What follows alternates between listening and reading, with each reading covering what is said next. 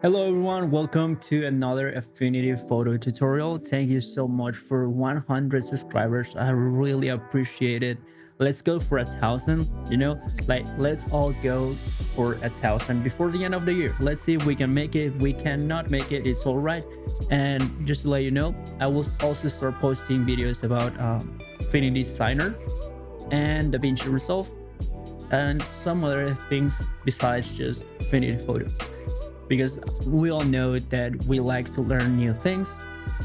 And also if they are graphic design based, it's always better for us. Okay, so I will show you how to make this really quick and simple ink bleed effect here in Affinity Photo.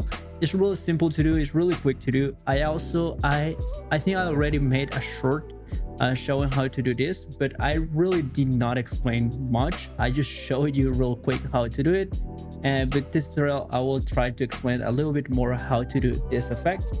So as always, thank you so much, and let's get right into the tutorial. So let's start by adding some text. Let me change the text to let's do Helvetic around it. Okay, so let's put 100 subs, just like that. Okay, so we have our text. Let's put it in the middle, just like that. So it looks really clean, really good.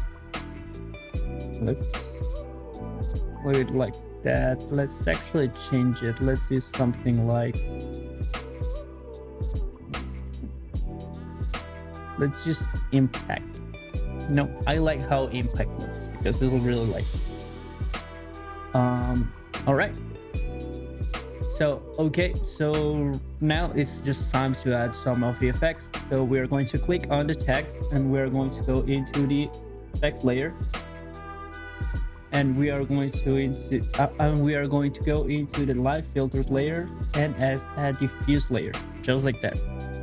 Okay, so the diffuse layer, if we up the intensity, you see that it becomes like more like a spread, just like a spray can. So we are going to use something around 2, just like that. So you can see that it's really like showing, but it's also not showing that much. So we can do also something like 5 or even 1, but just 2 is the sweet spot. It's that really sweet spot. Okay, so let's leave it at 2. Let's close this and let's press here so we can see all the effects that we are adding.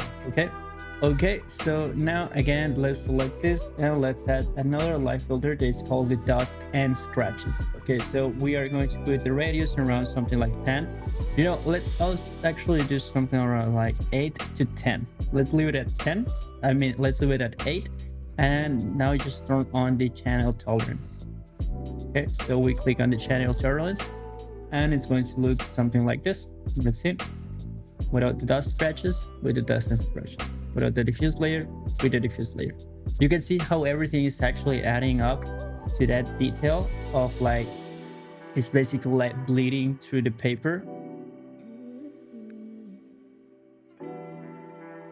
So again, let's go into the, okay, so now let's go into again another light filter and let's go into this one that says maximum blur. Okay, so we click on maximum blur and let's use something around 3.1 pixels, just like that. We can actually use 3. You can see that the difference is very minimum, but let's leave it at 3.1 because that's like what I usually use. So let's put it at that, and you can see the difference when maximum blur without maximum blur. So it just makes everything like bigger and more spacey, just like when, well, ink is splitting. Okay, and now again let's just select the text and let's go into light filters again and let's go into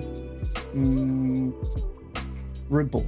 Okay, we select ripple and let's use something like 4.8, just like that. You can see without the ripple, with the ripple. You can see it just makes the text go into like circle motion, but a really minimal circle motion. We can also put something like around 5, but I think that 4.8 is like the sweet spot for the ripple motion. Okay, Okay, so now just to finalize everything, let's go into here. And as always, you all know that I love adding noise. So let's just play on the noise and let's step it up all the way to 100%. Okay, so that's basically it. The cool thing with this is that you can actually go and change the text. So you can write whatever. Let's just go to text, and you can see that the word text has that effect because everything is just basically light filters that are stacked one into each other. And the cool thing is that you have a vector image. You can also add this to a vector image. That's really cool. Anything that is black and white and vector based, you can make it to have this like incomplete effect. Okay, so we're basically done with the effect, and we can also just go here and change the letter to something else. So let's go into let's choose New Wake because I think New Wake looks really cool. Um, let's just center it just like that, and we can basically change the color to anything we want. So let's put this red. Why not? And let's go into here. We can change the intensity of the noise, so we can take out the noise. We can basically play with everything. So for example, with the ripple, we can add more ripple, we can take the ripple.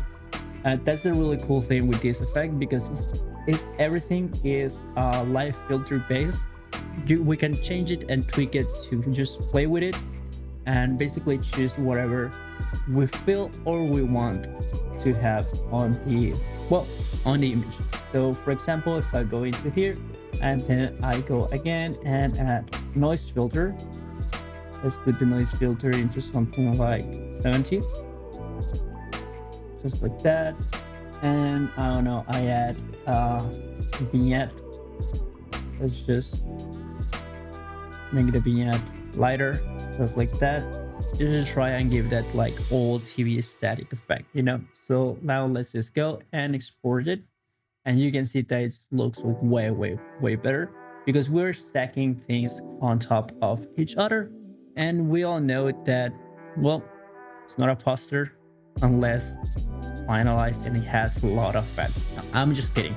We all know that everything is cool once we just like see it and know, like we feel that, oh yeah, that looks sick. It's just something that we as graphic designers feel. I'm pretty sure you all um know, but yep. Okay, and this is basically the image once rasterized and rendered. You can see that it has that detail, it has the grid of that nose texture, it has that like ink bleed thing on the lettering. You can see that some letters are not like perfect, they're like a little bit bubbly, they're like they are organic shapes. That is what we want with an ink bleed effect.